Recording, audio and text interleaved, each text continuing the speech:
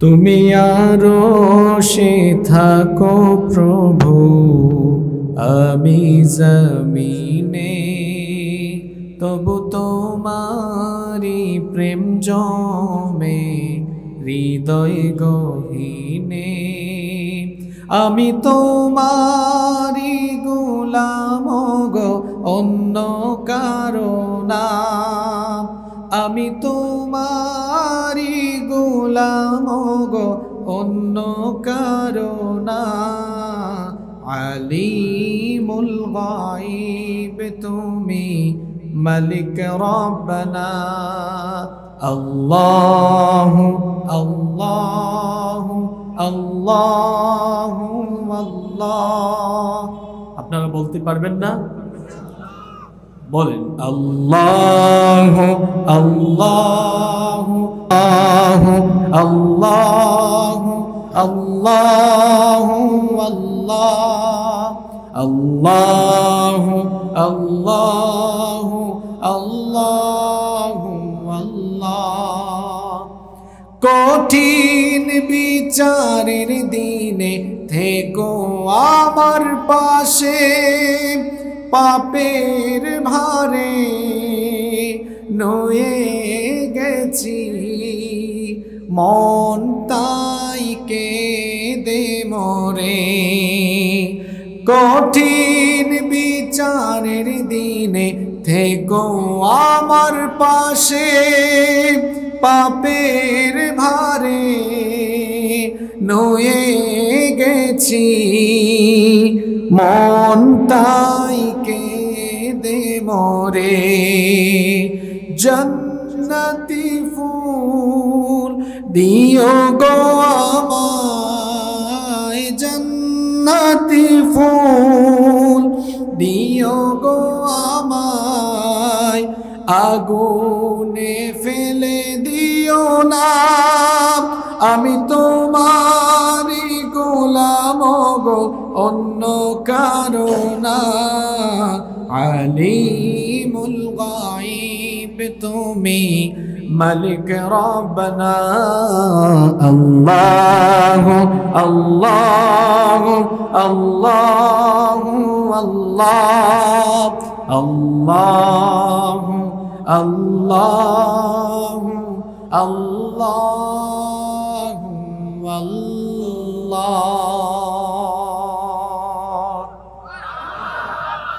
কুরআন সুন্নাহর আলোকে আমাদের পরিবার নীতি কেমন হওয়া দরকার, এগুলো আজকে আমরা জেনে নেই ইনশাআল্লাহ। বলবেন হুজুর আজকে পরিবার নীতি নিয়ে কথা বলছেন কেন? হ্যাঁ, রাষ্ট্রনীতির আগে পরিবার নীতি, সমাজনীতির আগে পরিবার নীতি। আপনাকে গোড়া থেকে আগাতে হতে হবে, আপনাকে গোড়া থেকে আগাতে হবে। কারণ পরিবারের অভিভাবকরা যখন তার পরিবারের সদস্যদেরকে সভ্য বানায় না, তখন এই অসভ্য লোকেরা সমাজে গিয়ে চুরি ডাকাতি দুর্নীতি করে। যখন পরিবারে একজন মানুষ শিক্ষা দীক্ষা পায় না, এই অসভ্য অশিক্ষিত মূর্খ গণ্ড মূর্খগুলো এরা সমাজ আর রাষ্ট্রের সকল সেক্টরে গিয়ে চুরি ডাকাতি করে দুর্নীতি করে রাষ্ট্র এবং সমাজকে হুমকির মুখে ঠেলে দেয়। তাহলে বোঝা গেল আগে গোড়াতে হাত দেওয়া লাগবে। আমরা যদি আমাদের পরিবারগুলোকে ইসলামীকরণ করে ফেলতে পারি, ইসলামাইজেশন, আমাদের ফ্যামিলিগুলোকে যদি আমরা ইসলামাইজেশন করে ফেলতে পারি, ইনশাআল্লাহ 1-2 যুগ পরেই দেখবেন সমাজনীতি রাষ্ট্রনীতিতে কি আমূল পরিবর্তন আপনি কল্পনাও করতে পারবেন। আসুন আমরা আজকে পরিবার নীতি নিয়ে কথা বলি। আমাদের পরিবার কেমন হওয়া দরকার? ফ্যামিলি শুরু হয় নারী আর পুরুষ দিয়ে, নারী পুরুষ দিয়েই তো পরিবার শুরু হয়। বিয়ে শাদীর মাধ্যমে একটা পরিবার শুরু হয় না?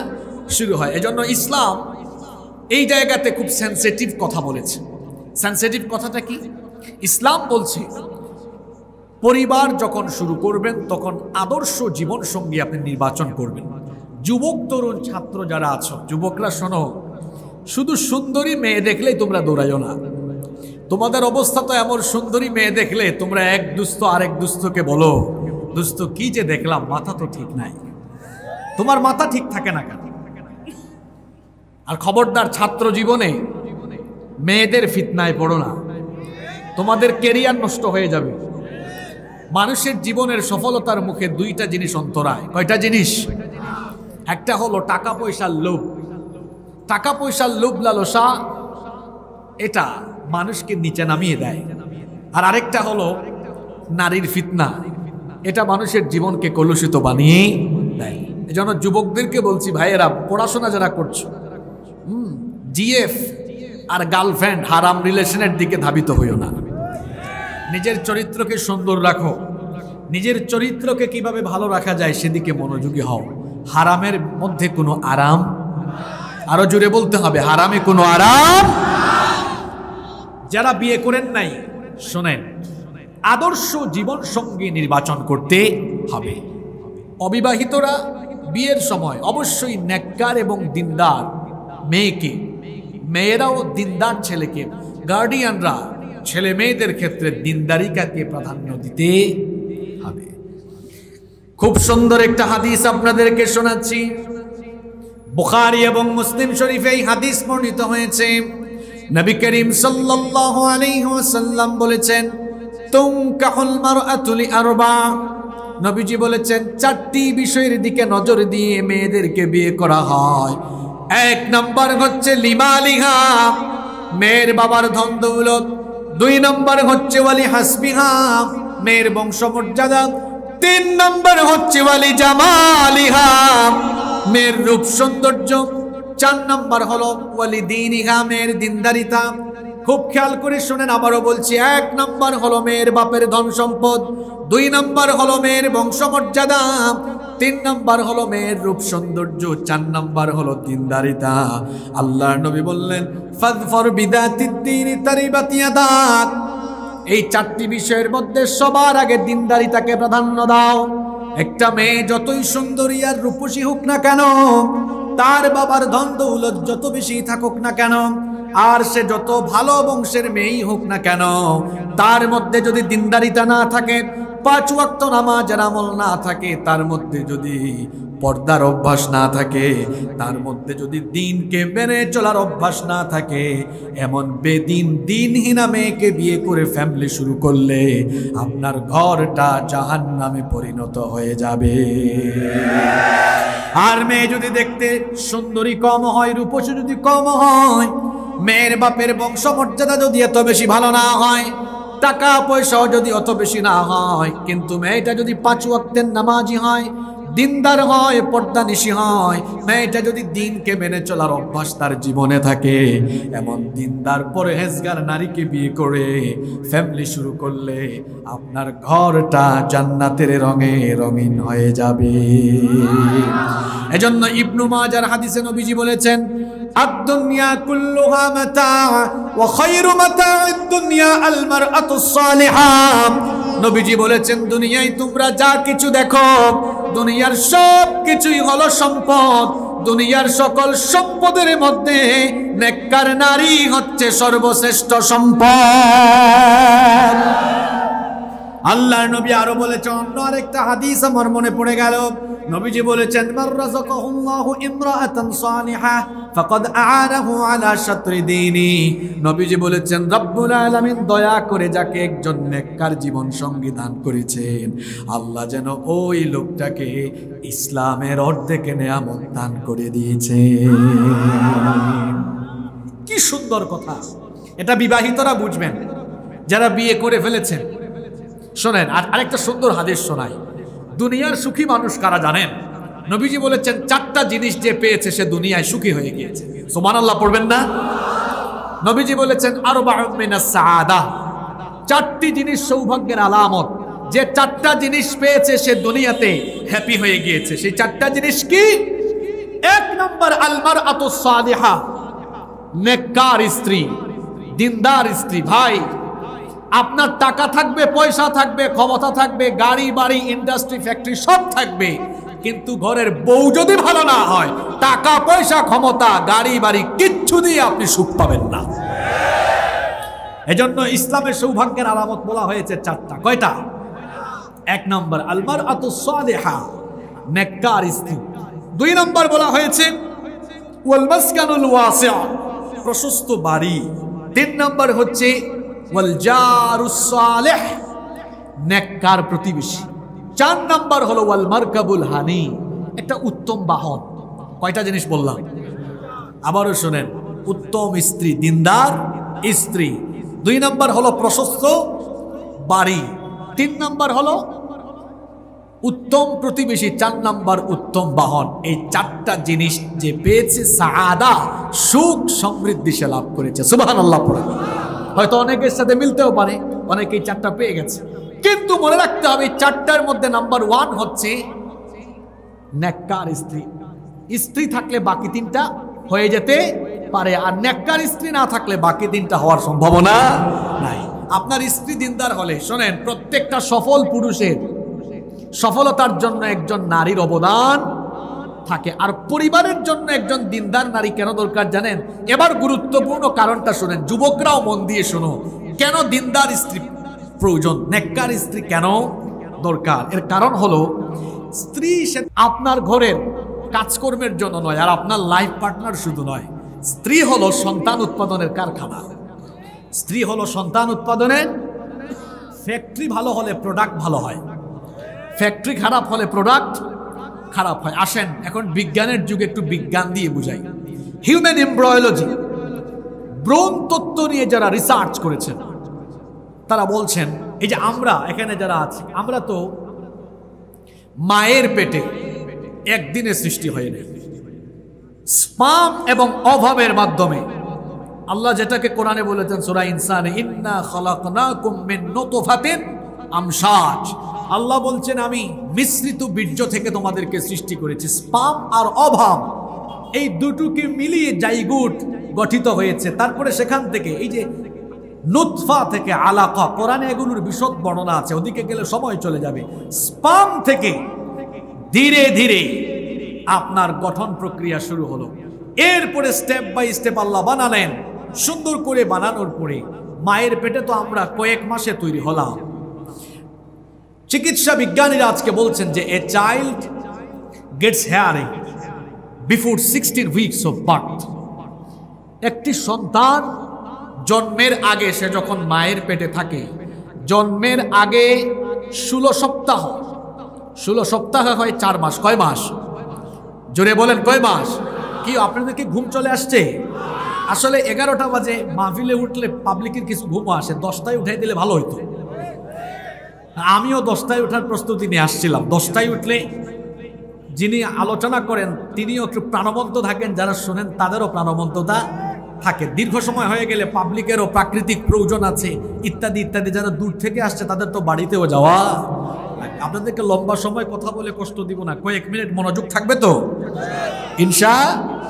তাহলে শোনেন, আজকের চিকিৎসা বিজ্ঞান বলছে, একটি সন্তান মায়ের পেটে যখন থাকে, জন্মের 4 মাস আগে থেকে মায়ের পেটে থাকাকালীন সে শুনতে পায়। আপনারা কি সুবহানাল্লাহ পড়তে পারলেন না? হয়তো আপনারা ভাবছেন, হুজুর বিজ্ঞান তো এগিয়ে গেছে, তো কোরআনে কি এগুলো নাই? হ্যাঁ আছে। বিজ্ঞান তো কিছুদিন আগে এগুলো জেনেছে। বিজ্ঞানের সাথে কোরআনের কোনো দ্বন্দ্ব নাই। Keep in your mind, there is no contradiction between the holy book Quran and science. কোরআনের সাথে বিজ্ঞানের কোনো দ্বন্দ্ব নাই, বরং বিজ্ঞান যত উন্নত সমৃদ্ধ হচ্ছে ততই বিজ্ঞান কোরআনের কাছে মাথা নত করে দিতে বাধ্য হচ্ছে। কারণ কোরআনে এই তথ্যগুলো আরো 1500 বছর আগে দিয়েছেন কে? শোনেন, এটাও কোরআনে আছে। আমরা কোরআন পড়ি না তো। সবচেয়ে বড় আফসোসের ব্যাপার কি জানেন? 91% মানুষ এই দেশে আমরা মুসলমান, কিন্তু হিসাব করলে দেখা যাবে 85-86% মানুষ কোরআন বোঝা তো দূরে থাক, এরা শুদ্ধ করে এখনো কোরআন পড়তেই জানে না। আমরা স্লোগান দিই আবার, আল কোরআনের আলো ঘরে ঘরে জালো। আমি বলেছি এই স্লোগান এখন বদলানো দরকার। এখন স্লোগান হওয়া দরকার, আল কোরআনের আলো প্রতিটি মানুষের হৃদয়ে হৃদয়ে, অন্তরে অন্তরে জালো। কি আজব অবস্থা! মাস্টার ডিগ্রি কমপ্লিট করে ফেলেন, পিএইচডি কমপ্লিট করে ফেলে, ব্রিটিশদের মতো ইংরেজিতে কথা বলতে পারে, কিন্তু আল্লাহর কালাম শুদ্ধ করে পড়তে জানে না। যে ব্যক্তি কোরআন জানে না আর সব জেনে ফেলেছে, তার ওই জ্ঞান দিয়ে সে কখনো নিজেকে জানতে পারবে না, স্রষ্টা চিনতে পারবে না। তার এই শিক্ষা দীক্ষা কখনোই সমাজ এবং রাষ্ট্রের কল্যাণে কাজে লাগবে। এই তথ্য কোরআনেও আছে। আপনি কোরআন পড়ে দেখেন, কোরআন খুললে দেখবেন আল্লাহ তাআলা কোরআনের যত জায়গায় শ্রবণ শক্তির কথা বলেছেন, আল্লাহ তাআলা সামউন শব্দ দিয়েছেন। দর্শন শক্তির কথা আল্লাহ বলেছেন, বাসার বা বহু বচনে আবসার শব্দ দিয়েছেন। আপনারা কোরআন খুললে দেখবেন আল্লাহ তাআলা কোরআনের সব জায়গায় বাসারের আগে সাম অর্থাৎ দৃষ্টিশক্তির আগে শ্রবণ শক্তির কথা বলেছেন। যেমন ইন্নাস সামআ ওয়াল বাসারা ওয়াল ফুআদা কুল্লু উলাইকা কানা আনহু মাসউলা, এখানেও বাসারের আগে সাম দৃষ্টিশক্তির আগে শ্রবণ শক্তির কথা। অন্য আয়াতে যান, আল্লাহ বলেছেন ওয়াজআলা লাকুমুস সামআ ওয়াল আবসারা ওয়াল আফইদা, এখানেও আবসারের আগে সাম, এখানেও দৃষ্টিশক্তির আগে শ্রবণ শক্তি। আধুনিক যুগের সকল মুফাসসিরগণ এই আয়াতগুলোর সায়েন্টিফিক এক্সপ্লেনেশন করেছেন এভাবে, যেহেতু আল্লাহ তাআলা কোরআনের সব জায়গায় দৃষ্টিশক্তির আগে শ্রবণ শক্তির কথা বলেছেন, তার মানে মানব সন্তান দৃষ্টিশক্তি লাভ করার আগে শ্রবণ শক্তি লাভ করে। আল্লাহু আকবার। এবং সেটা মায়ের পেটেই তার হয়ে যায়। তাহলে দেখেন কোরআন আর বিজ্ঞান একমত হয়ে বলছে মানুষ পেটে থাকতেই, মায়ের পেটে থাকতেই সে কি করে শুনতে পায়। এখন বলেন তো, স্ত্রী যদি দিনদার না হয়ে, এটা যদি বেদিন হয়, এটা যদি দিনহীনা হয়, আপনার সন্তানকে পেটে নিয়ে এই স্ত্রী, এই নারী যদি সারাদিন হিন্দি গান, বাংলা গান, ঝাঁকানাকা গান শুনে, তো কোরআন আর বিজ্ঞান আজকে একমত, এটা গবেষণালব্ধ কথা, মায়ের পেট থেকে শুনে। তো সন্তান যেহেতু মায়ের পেট থেকে শুনে, তো ঝাঁকানাকা শুনতে শুনতে যখন বের হয়, ওইটাও ঝাঁকানাকা মার্কা সন্তান হয়েই জন্মায়। স্ত্রী যদি ভালো হয়, তো পেটের ভেতরে সন্তান নিয়ে কোরআনের তেলাওয়াত, নামাজ, জিকির আজকার, তাসবিহ তাহলিল, এই সন্তানও পেটের ভেতর থেকে শুনে জিকির আজকারের সাউন্ড, তিলাওয়াতের সাউন্ড। এই সন্তানগুলো জন্ম নেওয়ার পরেও কোরআনওয়ালা হয়, এই সন্তানগুলো আল্লাহওয়ালা হয়, পরহেজগার হয়ে যায়। তাহলে বলেন তো, পরিবারকে সুন্দর করার জন্য এক নাম্বার, পরিবার নীতির এক নাম্বার বিষয় হলো আদর্শ দিনদার জীবন সঙ্গে নির্বাচন করতে হবে। যুবক যারা বিয়ে করো নাই, বিয়ের সময় কোন জিনিস দেখবা? জোরে বলো তো, আর একটু জোরে বলো। দিনদারিতাকে প্রাধান্য দেবে, ঠিক আছে তো? আজকে কি মহিলাদের প্যান্ডেল আছে? আমাদের মায়েদেরকে, বোনদেরকে বলবো, দিনদার ছেলেকে প্রায়োরিটি দিতে হবে। এখানে চাচাদেরকে বলবো, আপনারা কি করেন বাবারা?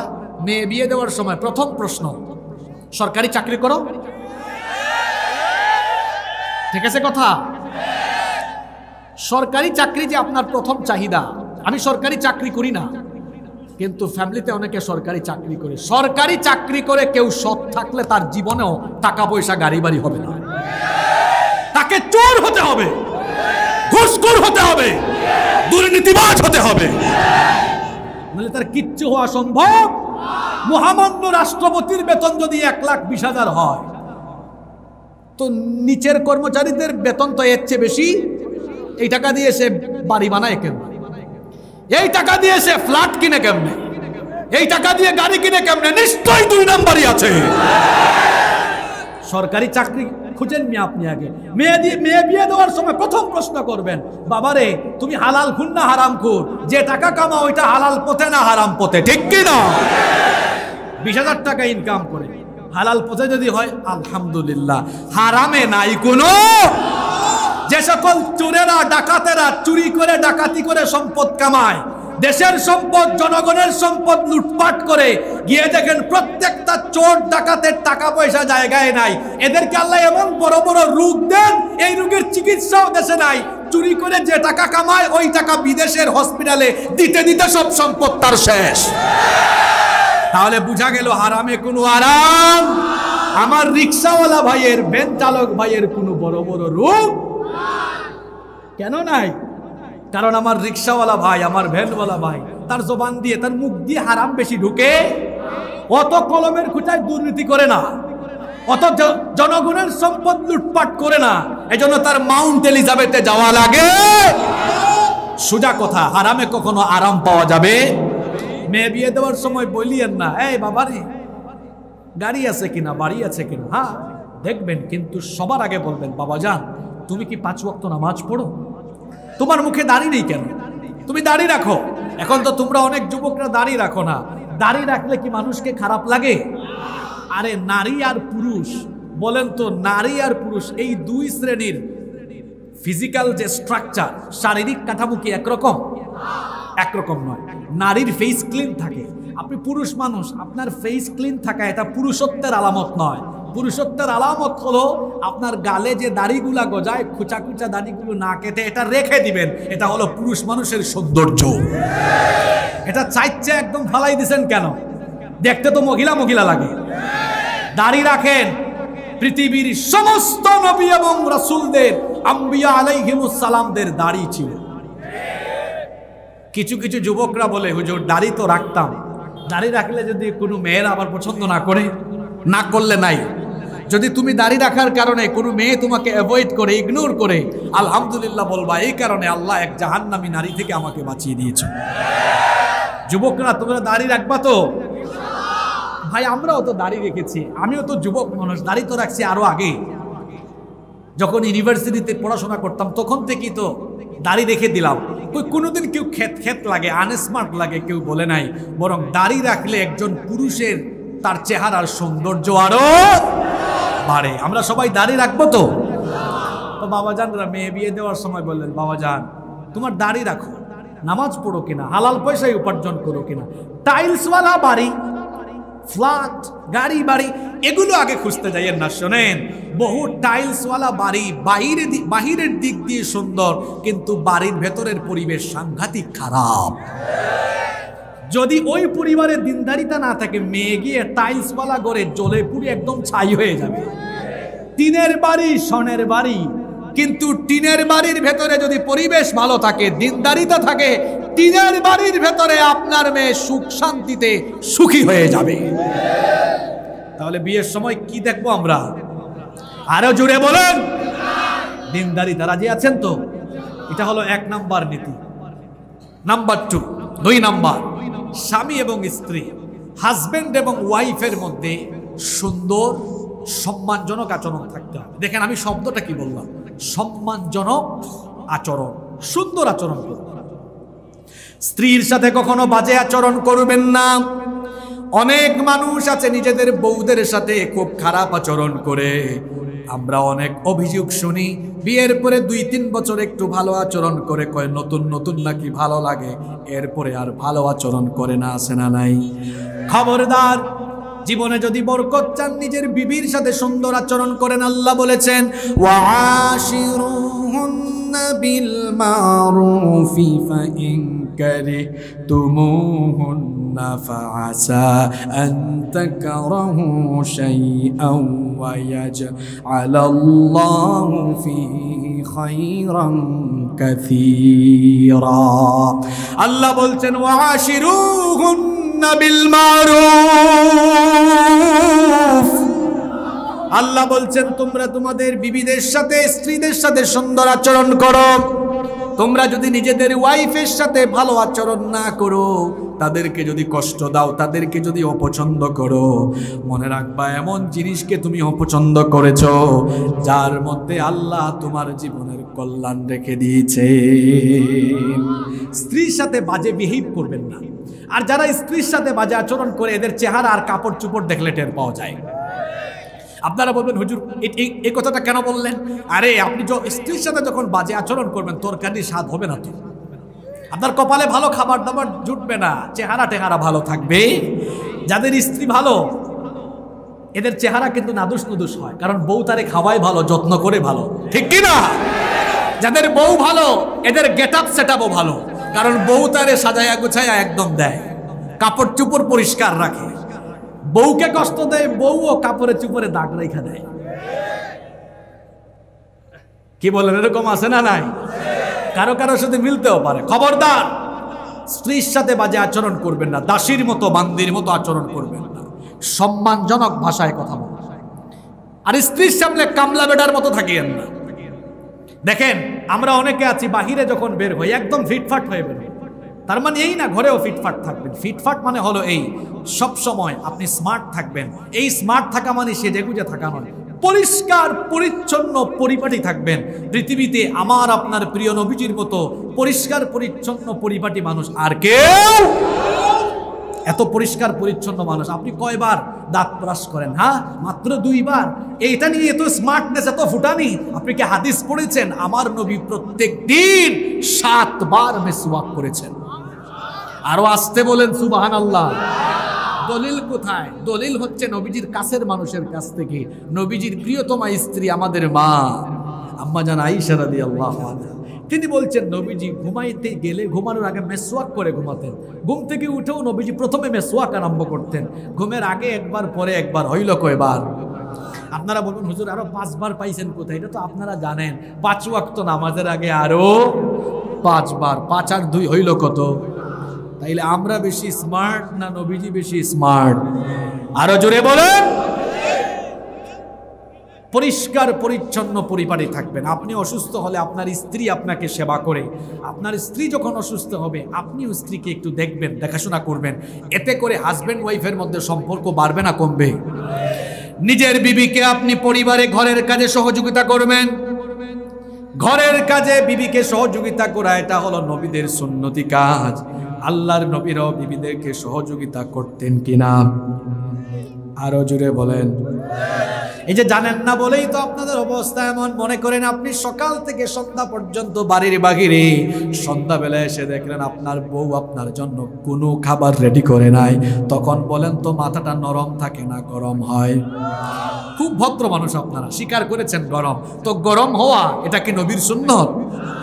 আল্লাহর নবী কর্মক্লান্ত শরীর নিয়ে সারাদিন শেষে তিনি ঘরে ফিরেছেন, কোনো খাবার দাবার প্রস্তুত হয় নাই। আম্মা জান আয়েশা রাদিয়াল্লাহু আনহা বললেন, ওগো আল্লাহর নবী, এখনো তো ঘরের মধ্যে কোনো খাবার আমি বানাইতে পারি নাই। নবীজি বললেন, আয়েশা কোনো অসুবিধা নাই, আমাকেও রান্নাঘরে নিয়ে চলো, আমিও তরকারি কেটে রান্নার কাজে সহযোগিতা করব। খালি তো সুবহানাল্লাহ কর, কিন্তু মাঝে মাঝে কি ডাইনিং টেবিল থেকে প্লেট বাসন কুসন নিয়ে কোনোদিন স্ত্রীকে সহযোগিতা করে রান্নাঘরে দিয়েছেন? হ্যাঁ, এ তো করেন না।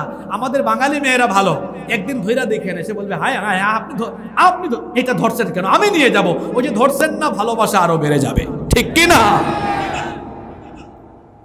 এক প্লেটে খাবার খাবেন, মহব্বত বাড়বে, সম্পর্ক বাড়বে, রিলেশনটা আরো মজবুত হবে। মনে রাখবেন, মানুষের লাইফে আন্ডারস্ট্যান্ডিং যত ভালো হয় ততই মানুষের জীবনটা সুন্দর হয়। সম্পর্ক মজবুত হওয়ার জন্য আচার আচরণ, বিহেভিয়ার, আন্ডারস্ট্যান্ডিং এগুলো হলো গুরুত্বপূর্ণ। আর এগুলো আল্লাহর নবীর জীবনী থেকে আপনি শিখবেন। একই প্লেটে খাবার খাবেন, মাঝে মাঝে একই গ্লাসে পানি পান করবেন, এটাও নবীজির জীবনে আছে না নাই? আম্মা জান আয়েশা রাদিয়াল্লাহু আনহা বলেছেন, আমি গ্লাসের যে জায়গাতে ঠোঁট লাগিয়ে পানি পান করতাম, আমার নবীও গ্লাসের ঠিক ওই জায়গায় ঠোঁট লাগিয়ে তিনি পানি পান করতেন। এক কাপে কফি চা শেয়ার করবেন। অবিবাহিতরা বলতেছে, হুজুর আমরা এমনিতেই মিসকিন, কেন যেগুলা বলেন? ভাইরা, তোমাদেরও সময় আসবে ইনশাআল্লাহ। অবিবাহিতদেরকে আল্লাহ নেককার জীবন সঙ্গী দান করেন। আজকে মাহফিলে মনে হয় আমি তারা কম, বিবাহিত বেশি, এই জন্য আমিনের আওয়াজও কম। এটাও ঠিক না? একই প্লেটে খাবার খান, একই গ্লাসের মধ্যে পানি পান করেন। আল্লাহর নবীর জীবনটা কত সুন্দর ছিল দেখেন।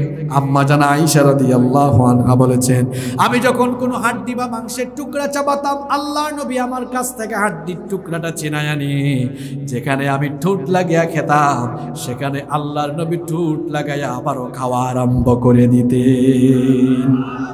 এরকম করে বিবিদেরকে মহব্বত করবেন, মাঝে মাঝে গিফট দিবেন, বাহিরে যাবেন, ঘুরতে নিয়ে যাবেন, সময় দিবেন, সুন্দর ভাষায় কথা বলবেন, খোঁজ খবর নেবেন। অফিসে গেলে, বাহিরে গেলে মাঝে মাঝে ফোন করবেন, খোঁজ খবর নেবেন। আমার বোনদেরকে বলছি, আপনারাও আপনাদের হাজবেন্ডের খেদমত করবেন, স্বামীর প্রতি যত্নবান হবেন, কেয়ার করবেন, স্বামীর খেদমত করবেন, স্বামীর মনকে সব সময় সন্তুষ্ট রাখার চেষ্টা করবেন, স্বামীর সামনে সব সময়, হাজবেন্ডের সামনে সব সময় নিজেকে পরিচ্ছন্ন, পরিপাটি এবং আকর্ষণীয় করে রাখার চেষ্টা করবেন। এতে করে আপনার হাজবেন্ড আপনার প্রতি স্যাটিসফাইড থাকবেন।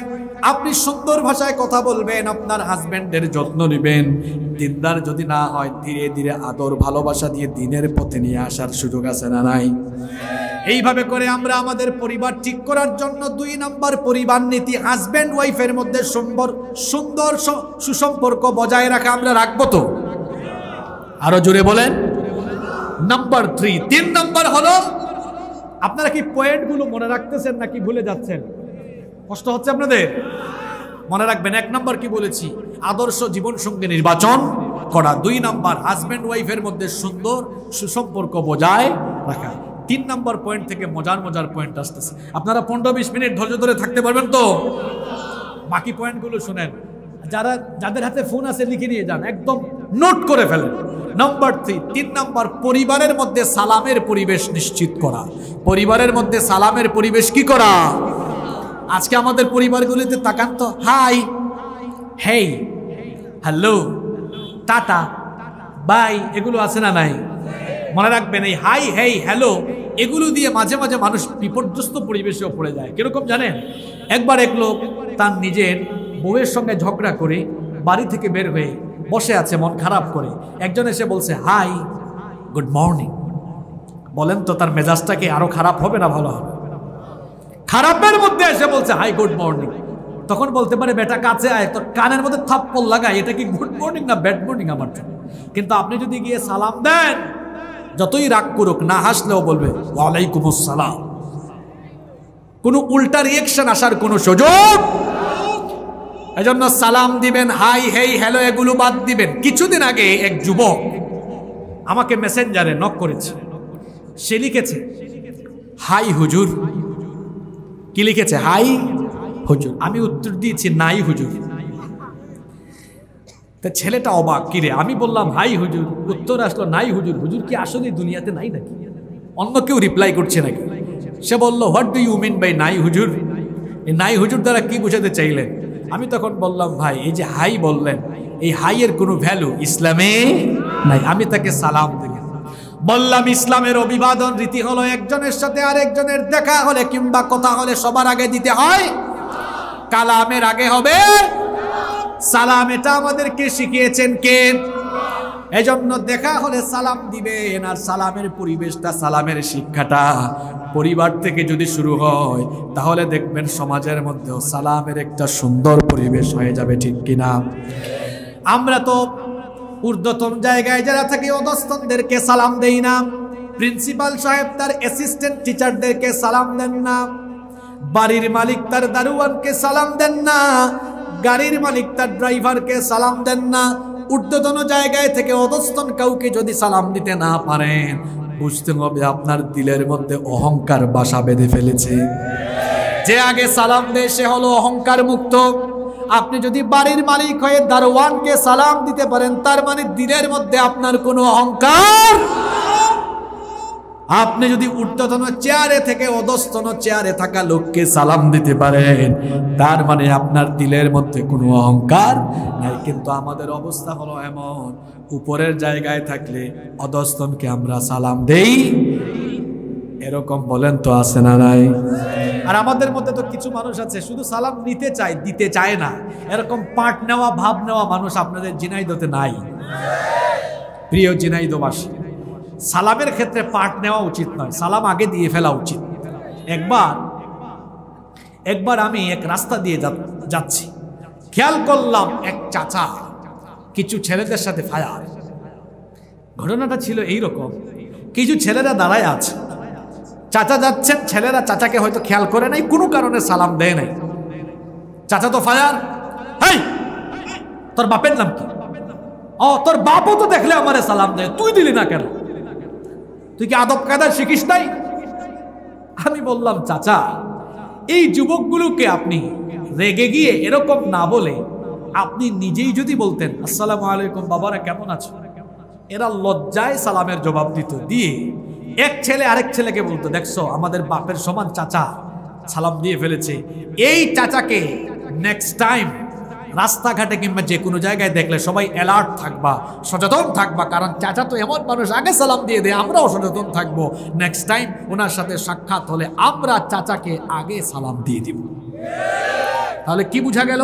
সব জায়গায় গরম হয়ে ফায়ার হয়ে মানুষকে শেখানো যায় না, মাঝে মাঝে কৌশলেও মানুষকে অনেক কিছু শেখানো। আপনি বাবা আপনার ছেলেকে, আপনার মেয়েকে আপনি সালাম দিবেন, স্কুলে যাচ্ছে, আপনি বলবেন বাবা, আব্বু অথবা আম্মু স্কুলে যাচ্ছ, ঠিক আছে যাও, ফি আমানিল্লাহ, আসসালামু আলাইকুম। এই যে বিদায় দেওয়ার সময় সালাম দিয়া বিদায় দিলেন, আপনার ছেলে মেয়ে সালামটা আপনার কাছ থেকে শিখে ফেললো। আপনি দাদা দাদি নানা নানি, আপনি আপনার নাতি নাতনিদেরকে সালাম দিবেন, তাহলে দেখা যাবে তারাও আপনার কাছ থেকে সালামের শিক্ষা পেয়ে যাবে, ঠিক কিনা? তাহলে আমরা আমাদের ঘরের মধ্যে সালাম বাড়াবো না কমাবো? বাড়িতে গিয়ে আজকে ভাবিকেও সালাম দিয়েন, সালাম দিবেন তো? আজকে ভাবিরা শুনছে বাড়ি থেকে, না দিলে খবর আছে, বলবে এই বুঝি ওয়াজ শুনে আসছো, এইটাও আমল করতে পারলা না, হুজুর তো বলছে সালাম দিতে। আবার ভাবিরাও রেডি থাকেন না, আপনারাও দরজা খুলে দিয়ে আগে সালাম দিয়ে দেন, কোনো অসুবিধা। একবার এক লোক আমাকে বলছে, হুজুর আপনার ওয়াজ শুনে আমি বাড়িতে গিয়ে একবার সালাম দিয়েছিলাম আমার বউকে, কিন্তু আমি বিপদে পড়ছি। বললাম কি হয়েছে ভাই? কয় আমি দরজায় নক করছি, আমার বউ দরজা খুলেছে, আমি বললাম আসসালামু আলাইকুম, আমার বিবি আমার বউ বলে কি কি সমস্যা, আমাকে তুমি চিনো না, না ভাব ধরছো আজকে। মানে আমরা মনে করি সালাম শুধু স্পেসিফিক কিছু লোককে দেওয়া যায় না, সালাম স্বামী স্ত্রীকে দিতে পারবে, স্ত্রী স্বামীকে দিতে পারবে, কোনো অসুবিধা। তাইলে আমাদের ঘরে আমরা সালামের পরিবেশ নিশ্চিত করতে পারবো তো? বলেন ইনশা। নাম্বার 4, 4 নাম্বার, আনতা জাআলাল বাইতা মাকানাল লিযিকরিল্লাহ। আপনাদের ঘরটাকে আপনারা আল্লাহর জিকিরের ঘর বানাবেন। ঘরের মধ্যে বেশি বেশি কোরআন তেলাওয়াত, ঘরের মধ্যে বেশি বেশি তাসবিহ তাহলিল, এরকম পরিবেশ ঘরের মধ্যে নিশ্চিত করবেন। পারবেন তো ইনশাআল্লাহ? অনেকের ঘরে দেখি তাবিজ লটকানো। বললাম ভাই তাবিজ লটকাইছেন কেন? কয় ঘরে যেন জিন ভূত শয়তান না আসতে পারে। এখন ঘরের মধ্যে জিন ভূত শয়তান তাড়ানোর জন্য নবীজির আমল হলো, নবীজি বলেছেন ঘরের মধ্যে সূরা বাকারা তেলাওয়াত করো। যে ঘরে সূরা বাকারা যত বেশি তেলাওয়াত হয়, ওই ঘর থেকে শয়তান জিন ভূত সবাই পালিয়ে যায়। সুবহানাল্লাহ। এই আমলটা করা যাবে তো? নাম্বার 5 নাম্বার হচ্ছে প্রত্যেকের পরিবারে নামাজের পরিবেশ নিশ্চিত করবে। ঘরের মধ্যে সালাত কায়েম করতে হবে। কি করতে হবে? সালাত কায়েম করো, সালাত কায়েম করো, হবে সম্মানী তুমি, হবে জান্নাতি তুমি, দেবে কাল হাসরে শীতল ছায়া আরশে আজিম, রব্বিয়াল আলা রব্বিয়াল আজিম। বলেন রব্বিয়াল আলা রব্বিয়াল আজিম। মুমিন তুমি, সালাত তোমার মস্ত পরিচয়, দুনিয়া তোমার আজকে আছে কালকে হবে লয়, আজকে রুকু সাজদা করো, নিজ পরিচয় আঁকড়ে ধরো, তবেই তো মুমিন। সালাত তোমার অঙ্গে মাখো, সঙ্গে রাখো, হবে না বিলীন, রব্বিয়াল আলা রব্বিয়াল আজিম, রব্বিয়াল আলা রব্বিয়াল আজিম। আল্লাহু আকবার। নিজের ছেলে মেয়েদেরকে নামাজি বানাবেন।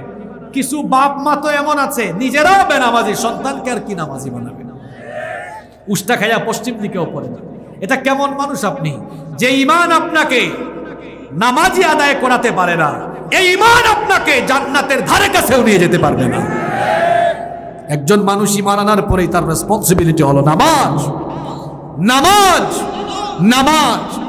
রাত 12টা-1টা পর্যন্ত ওয়াজ শুনে যাবেন, আর ফজরের নামাজ যদি কাজা করেন, এই ওয়াজের কোনো দাম থাকবে?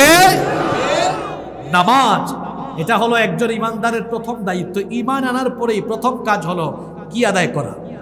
জোরে বলতে হবে, কি আদায় করা? আল্লাহর নবী বলেছেন নিজের সন্তানগুলোকেও নামাজি বানাও। মুরু আওলাদাকুম বিস-সালাতি ওয়া হুম আবনাউ 7 সিনিন। 7 বছর বয়স হয়ে গেলে তাদেরকে নামাজের আদেশ দাও, আর যখন 10 বছর হয়ে যায় নামাজের জন্য শাসন করো। আমরা আর আমাদের সন্তানদেরকে নামাজের জন্য কি শাসন করব? বরং আমরা তো মা বাপ অনেকেই বেনামাজি হয়ে বসে আছি। সন্তানগুলোকে নামাজি বানান, তাহলে আপনারা মারা যাওয়ার পরে এই সন্তানগুলো নেককার আওলাদ হয়ে আপনাদের জন্য দোয়া করবে। এটা আপনাদের জন্য জান্নাতে যাওয়ার একটা ওয়াসিলা হয়ে যেতে পারে। নাম্বার 6, এরপরে 6 নাম্বার হলো আপনার সন্তানদেরকে আপনি দ্বীনি শিক্ষায় শিক্ষিত করবেন। বলেন তো দেখি, আপনারা ঝিনাইদহের মানুষ, আপনারা জানবার কথা, আল্লাহ তাআলা প্রথমে যখন কুরআনের আয়াত নাজিল করেছেন, প্রথম আয়াতটা কি? মাশাআল্লাহ বলেন, সবাই বলেন ইকরা বিসমি রাব্বিকাল্লাযী খালাক। পড়ো তোমার রবের নামে যিনি তোমাকে সৃষ্টি করেছেন। আমার দিকে তাকান, খুব গুরুত্বপূর্ণ কথা এখন বলবো। বলেন তো আল্লাহ তাআলা যদি চাইতেন সর্বপ্রথম আল্লাহ তাআলা কি অর্থ ব্যবস্থার আয়াত নাজিল করতে পারতেন না? জোরে বলতে হবে, পারতেন না? সমাজ ব্যবস্থার আয়াত নাজিল করতে পারতেন না? নাজিল করতে পারতেন না? পারতেন। আল্লাহ তাআলা সমাজ ব্যবস্থা, অর্থ ব্যবস্থা, রাষ্ট্র ব্যবস্থার আয়াত না দিয়ে সর্বপ্রথম আয়াত নাজিল করেছেন শিক্ষা ব্যবস্থার আয়াত। কেন জানেন? কারণ শিক্ষার মাধ্যমে মানুষ আলোকিত হয়, সভ্য হয়, উন্নত হয়। আর শিক্ষার রূপরেখাটা কেমন হবে, কারিকুলাম কেমন হবে, আল্লাহ প্রথম আয়াতে বলেছেন ইকরা বিস্মি রব্বিকাল্লাযী খালাক। পড়তে হবে রবের নামে, যাতে করে যিনি সৃষ্টি করেছেন তাকে চেনা যায়। এখন পড়াশোনায়, কারিকুলামে, রূপরেখায় যদি দ্বীনি শিক্ষা না থাকে, তাহলে ওই পড়াশোনা করে দেখা যাবে সংশয়বাদীও হতে পারে। দেখেন না কত উচ্চশিক্ষিত মানুষ ডক্টর হওয়ার পরেও, উচ্চশিক্ষিত হওয়ার পরে রবকেও চেনে না। কয় দেয়ার ইজ নো গড, স্রষ্টা বলতে কেউ কি বলেন, এরকম আছে না নাই? ব্যাককলের ব্যাককল কয় সৃষ্টি আছে, স্রষ্টা নাই। ওই বেটা নাস্তিকের গায়ে যে কাপড় আছে, ওই কাপড় কি এমনি এমনি হয়েছে না কেউ বানাইছে? কথা বলেন না কেন আপনারা? বলেন ড্রাইভার ছাড়া গাড়ি চলে? পাইলট ছাড়া বিমান চলে? অপারেটর ছাড়া মাইক চলে? ক্যামেরাওয়ালা ছাড়া ক্যামেরা চালানো যায়? তো ড্রাইভার ছাড়া যদি গাড়ি না চলে, পাইলট ছাড়া যদি বিমান না চলে, অপারেটর ছাড়া যদি মাইক না চলে, ক্যামেরা পার্সন ছাড়া যদি ক্যামেরা না চলে, স্রষ্টা ছাড়া সৃষ্টি কেমনে চলে? অবশ্যই সৃষ্টির পেছনে একজন মহান কারিগর আছেন না নাই? আওয়াজ করে বলেন তো তিনি কে? শিক্ষা ব্যবস্থায়, কারিকুলামে, রূপরেখায় যদি দ্বীনি শিক্ষা না থাকে, এই শিক্ষা ব্যবস্থা এমন কিছু শিক্ষিত মানুষ আমাদেরকে উপহার দিবে, দেখা যাবে এরা শিক্ষিত হয়ে শিক্ষিত চোর হবে, শিক্ষিত ডাকাত হবে, শিক্ষিত লুটেরা হবে, শিক্ষিত দুর্নীতিবাজ হবে। কিন্তু শিক্ষা ব্যবস্থায় যদি দ্বীন থাকে, কোরআন থাকে, হাদিস থাকে, প্রত্যেকটা মানুষ সুশিক্ষায় শিক্ষিত হয়ে এরা রাষ্ট্রের জন্য, সমাজের জন্য, জাতির জন্য অবদান রাখবে। আজ দুঃখ করে বলতে হয় শিক্ষা ব্যবস্থায় সব আছে, কোরআন নাই, হাদিস নাই, ইসলাম নাই। শিক্ষা ব্যবস্থার বেহাল দশা। নবীজি বলেছেন কিয়ামতের আলামত হলো কিয়ামতের আগে সিরিজ ভূমিকম্প হবে, ঘন ঘন মহামারী, বড় বড় দুর্যোগ আসবে। কি কারণে আসবে আমার মতো ছোট হুজুর বলা লাগবে না। ১৫০০ বছর আগে বলে গিয়েছেন বড় হুজুর মুহাম্মদুর রাসূলুল্লাহ সাল্লাল্লাহু আলাইহি ওয়াসাল্লাম। নবীজি বলেছেন ইযা কানাল মাগনামু দুওয়ালা, যখন রাষ্ট্রের সম্পদ নিজের সম্পদ মনে করে মানুষ ভোগ করবে, লুটপাট আরম্ভ করবে কিয়ামতের আগে, তখন ঘন ঘন প্রাকৃতিক বিপর্যয়, দুর্যোগ আসবে কার তরফ থেকে? ২ নম্বর ওয়াল আমানাতু মাগরামা, চতুর্দিকে যখন আমানতের খেয়ানত আরম্ভ হবে। ৩ নম্বরে নবীজি বলেছেন ওয়া তুআল্লিমা লিগাইরিদ্দিন, যখন মুসলমান তার শিক্ষা ব্যবস্থা থেকে দ্বীনকে বিদায় করে দিবে, তখনই মহামারী, ভূমিকম্প, বিভিন্ন ধরনের গজব। নবীজি কয়েকটা কথা বলেছেন, খাসফান ওয়া মাসখান ওয়া কযফান। নবীজি বলেছেন ঘন ঘন ভূমিকম্প, দাবানল, চেহারার বিকৃতি। অন্যান্য হাদিসে নবীজি বলেছেন প্রাকৃতিক বিপর্যয়, মহামারীর মতো গজব কিয়ামতের আগে এই রকম পাপের কারণে দিবেন কে? আরো জুড়ে বলেন। শিক্ষা ব্যবস্থা তো এমন হওয়া দরকার যে মুসলমানের সন্তানরা তারা একদিকে ভালো ইংরেজি জানবে, অন্যদিকে ভালো আরবি জানবে। মুসলমানের সন্তানরা সবাই কোরআন জানবে। দেখেন আপনারা আপনাদের পরিবারের সন্তানদেরকে দ্বীনি শিক্ষা দিবেন, ডাক্তার বানান, ইঞ্জিনিয়ার বানান, লয়ার বানান, ব্যারিস্টার বানান, সব কিছুর দরকার আছে। তো সবাই যদি আলেম হয়ে যায় তো ডাক্তার হবে কে? এসপি হবে কে? সচিব হবে কে? ডিসি হবে কে? সব কিছুই বানাবেন, কিন্তু পড়াশোনার কারিকুলামটা হবে এমন, স্টার্টিংটা হবে দ্বীনি শিক্ষা দিয়ে। ছোটবেলায় যদি আপনার সন্তানকে আপনি কোরআন শিখায়া, দ্বীন শিখায়া ডাক্তার বানান, এটা মানবতাবাদী ডাক্তার হবে। আর দ্বীন শিক্ষা বিবর্জিত এরকম অবস্থায় যদি তাকে আপনি ডাক্তার বানান, এটা মানবতাবাদী নয়, এটা কসাই ডাক্তার হবে। ছোটবেলায় যদি সন্তানকে দ্বীনি শিক্ষা দিয়ে ইঞ্জিনিয়ার বানান, এটা পরহেজগার ইঞ্জিনিয়ার হবে। আর যদি ছোটবেলায় দ্বীনি শিক্ষা না দিয়ে ইঞ্জিনিয়ার বানান, এটা রডের জায়গায় বাঁশ ঢুকাইয়া দেওয়া ইঞ্জিনিয়ার হবে। ছোটবেলায় যদি কোরআন হাদিস না শিখাই এটাকে ব্যারিস্টার বানান, অ্যাডভোকেট বানান, ম্যাজিস্ট্রেট বানান, তাহলে দেখা যাবে নিরপরাধীকে অপরাধী আর অপরাধীকে নিরপরাধী বানিয়ে ফেলবে।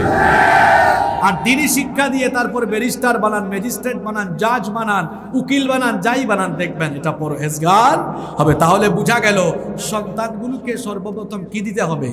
দিনই শিক্ষা। এই যে আজকে যাদেরকে পাগড়ি দিলাম, যে 3টা ছেলেকে, এদের মা বাবা হচ্ছে সৌভাগ্যবান, সৌভাগ্যবতী। এবার যদি এই ছেলেটা ইঞ্জিনিয়ার হয়, হাফেজ ইঞ্জিনিয়ার; এই ছেলেটা ডিসি হলে হাফেজ ডিসি; এই ছেলেটা এসপি হলে হাফেজ এসপি। আমার সমাজে, আমার রাষ্ট্রকে যারা দায়িত্বশীল চেয়ারে বসে পরিচালনা করে, আমি চ্যালেঞ্জ করে বলছি, যদি প্রত্যেকটা মানুষের ব্যাকগ্রাউন্ডে দ্বীনি শিক্ষা থাকতো, তাহলে দায়িত্বশীল চেয়ারে বসে কেউ দেশের সম্পদ, জনগণের সম্পদ লুটপাট করার চিন্তাও করতো না। কোন রাজনীতিবিদ, কোন জনপ্রতিনিধি সে সমাজের জনগণের প্রতিনিধি হয়ে কখনো চাউল চুর, গম চুর, ডিম চুর এই খেতাবে ভূষিত হতো না। তাহলে বোঝা গেল, ওই যে পরিবার নীতির কথা বললাম, প্রথমে একটা কথা বলছিলাম, পরিবার ঠিক হলে সমাজ রাষ্ট্র অটোমেটিক ঠিক হয়ে যাবে। মূল জায়গায় হাত দিতে হবে। আপনারা আপনাদের সন্তানদেরকে ছোটবেলায় দ্বীনি শিক্ষা আগে দিবেন।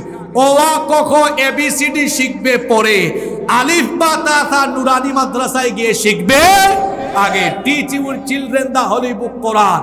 The Holy Book Quran will teach your children everything. আপনার সন্তানের হাতে কোরআন তুলে দেন। কোরআন আপনার সন্তানকে গোটা পৃথিবীর জ্ঞান বিজ্ঞান শিখাই দিবে। অনেকে ভাবে কোরআন যারা পড়ে এরা মনে হয় মূর্খ, কিচ্ছু জানে না, কিচ্ছু জানে না। হুজুরদেরকে মনে করো কিচ্ছু জানে না। সামান্য কয়েকটা ইংরেজি শিক্ষা, কিছু মানুষ যাদের টিভিতে টক শোতে বসলে মানে মাথায় টুপি আর জুব্বা দেখলে মনে করে এরা তেমন কিছু জানে না। বেটা, এটা ঠুনকা মেরে দেখো, জ্ঞানের বারুদ জ্বলে উঠবে। আমাদের মাদ্রাসার ছেলেদের মেধা ভালো, শুধু কিছু মানুষ দরকার এই শিক্ষাগুলোকে আরেকটু আধুনিকায়নের জন্য। এই যে ছেলেগুলাকে আজকে আমরা পাগড়ি দিয়েছি, 30 পারা কোরআন তার সিনার ভিতরে ঢুকায় দিয়েছে। কয়েকটা ফটর ইংরেজি বলেন, এই দুই তিনটা বই ভালো করে পড়লে তো ইংরেজি গ্রামার, ইংরেজি ভালো করে সে শিখে ফেলতে পারবে। যে ছেলে 30 পারা কোরআন ভিতরে ঢুকাই ফেলছে, সে আপনার কয়েক পাতা বিজ্ঞানের বই আর কয়েক পাতা ইংরেজির বই চাবাইয়া চুবাইয়া ভেতরে ঢুকাই ফেলবে। এজন্য দেখেন না, ঢাকা বিশ্ববিদ্যালয়ে যখন অ্যাডমিশন টেস্ট হয়, স্কুল কলেজের ছেলেরা মাদ্রাসার ছেলেদের সাথে কুলাইয়া উঠতে পারে না। আমার মাদ্রাসার ছেলেরা ফার্স্ট সেকেন্ড হয়ে যাচ্ছে সব সময়। মাদ্রাসায় পড়ে কেউ ঠকে না। আমি নিজেও মাদ্রাসায় পড়েছি। আমার ব্যাচমেট, আমার ক্লাসমেটদের মধ্যে অনেকে আছে মিনিস্ট্রিতে জব করে, ডাক্তার হয়েছে এমন আছে, ইঞ্জিনিয়ার হয়েছে এমন আছে। আমি না হয় আলেম হয়েছি, কিন্তু আমার ফ্রেন্ড সার্কেলের মধ্যে এমন অনেক আছে ডাক্তার হয়েছে, ইঞ্জিনিয়ার হয়েছে। কয়েকজন আগে, এই তো মাসখানেক আগে আমার এক ফ্রেন্ড জানালো সে মিনিস্ট্রিতে জব পেয়েছে, ডিসি হওয়ার সুযোগ আছে। আমার বেশ কয়েকজন ফ্রেন্ড তারা পুলিশের প্রশাসনেও কাজ করছে। তাহলে বোঝা গেল, ছেলে মেয়েদেরকে ছোটবেলায় দিন শেখাইলে ঠকবেন না, ছেলে মেয়েও ঠকবে না, আপনিও ঠকবেন না। পাশাপাশি আমাদের মাদ্রাসাগুলোকে আধুনিকায়ন করা দরকার। এমন আধুনিকায়ন মানে এই না যে একেবারে সুন্নত টুন্নত সব বাদ দেওয়া। আধুনিকায়ন মানে হলো পরিবেশ, শিক্ষা প্রতিষ্ঠানে পরিবেশ সুন্দর করা, প্রযুক্তি নির্ভর পড়াশোনা করা। আমরা আমাদের মাদ্রাসাগুলোকে এমনভাবে যদি পাঠদান করতে পারি যে আমাদের শিক্ষার উদ্দেশ্য হবে 3টা। নাম্বার 1, এই শিক্ষার মাধ্যমে সে একজন দিনদার মানুষ হবে। নাম্বার 2, এই শিক্ষার মাধ্যমে তার কর্ম হবে, কর্মমুখী শিক্ষা লাগবে।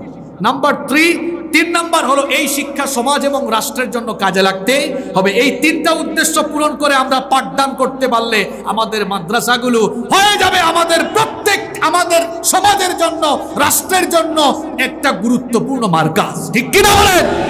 আমার মাদ্রাসাগুলোতে এমন পাঠদান দরকার যাতে মাদ্রাসার ছেলেরা অনর্গল আরবিতে কথা বলতে পারে, আবার অনর্গল ইংরেজিতে কথা বলতে পারে। মাদ্রাসা থেকে পড়াশোনা শেষ করেছে, হার্ভার্ড, ক্যামব্রিজ, অক্সফোর্ডে গিয়ে পড়াশোনা করার সকল যোগ্যতা মাদ্রাসা থেকে নিয়েই বের হওয়া লাগবে। ঠিক কিনা? আল্লামা ইকবালের কবিতা যে হুজুররা বিভিন্ন জায়গায় পড়েন, এই আল্লামা ইকবাল পশ্চিমের দেশে পড়াশোনা করেছেন। তাহলে বোঝা গেল পড়াশোনা আমাদের শিক্ষা ব্যবস্থাকে আমরা আরেকটু ঢেলে সাজানো দরকার।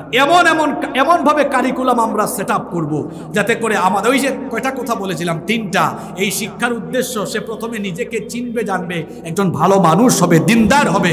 2 নাম্বার, তার শিক্ষাটা কর্মমুখী হবে যাতে তার এই শিক্ষার ফলে সে এই শিক্ষার মাধ্যমে কর্মের পথ খুঁজে পায়। 3 নাম্বার হলো সমাজ এবং রাষ্ট্রের জন্য অবদান রাখবে, এরকম হওয়া লাগবে। এমনিতেই আমাদের আলেম ওলামারা জাতির জন্য, সমাজের জন্য, রাষ্ট্রের জন্য অনেক অবদান রাখছেন, বলেন আলহামদুলিল্লাহ। আরো বেশি রাখার আল্লাহ তৌফিক দান করেন, বলেন আমিন। এরপরে দেখেন নাম্বার 7, 7 নাম্বার হলো পরিবারকে পাপের উপকরণ মুক্ত রাখবেন। আমাদের পরিবারগুলোতে এখন তো সব আছে, আগে আগে পরিবারের টিভি, কারেন্ট, ইন্টারনেট, ওয়াইফাই কিচ্ছু ছিল না, ঝামেলাও ছিল না। এখন এগুলো পরিবারে ঢুকে গিয়েছে, প্রযুক্তির যেন অপব্যবহার না হয় এর প্রতি আপনারা খেয়াল রাখবেন। এরপরে 8 নাম্বার হলো পরিবারের মধ্যে আপনারা অপসংস্কৃতির চর্চা হতে দিবেন না। 9 নাম্বার হলো পরিবারের সকলের হক সকলে আদায় করবেন। 10 নাম্বার হলো পরিবারের সকল সদস্যদের জন্য সকলে দোয়া করবেন। এই যে কথাগুলো বললাম, এই কথাগুলো যদি আমরা আমাদের পরিবারের মধ্যে অন্ততপক্ষে পরিবারে বাস্তবায়ন করতে পারি, দেখবেন প্রত্যেকের পরিবার সুন্দর হবে, প্রত্যেকের ফ্যামিলিতে একটা সুন্দর পরিবেশ ফিরে আসবে ইনশাআল্লাহ। কমিটিকে অনুরোধ জানিয়ে যাব, ভবিষ্যতে আপনারা মাহফিল করবেন 10টার আগে অবশ্যই প্রধান বক্তাকে স্টেজে উঠাবেন, তাহলে পরিবেশ সুন্দর থাকবে, সুন্দরভাবে মাহফিল শেষ হবে ইনশাআল্লাহ। যতগুলো কথা বলেছি আল্লাহ তাআলা আমাদের সবাইকে বাস্তব জীবনে আমল করবার তৌফিক দান করেন। আমরা সবাই বলি আমিন।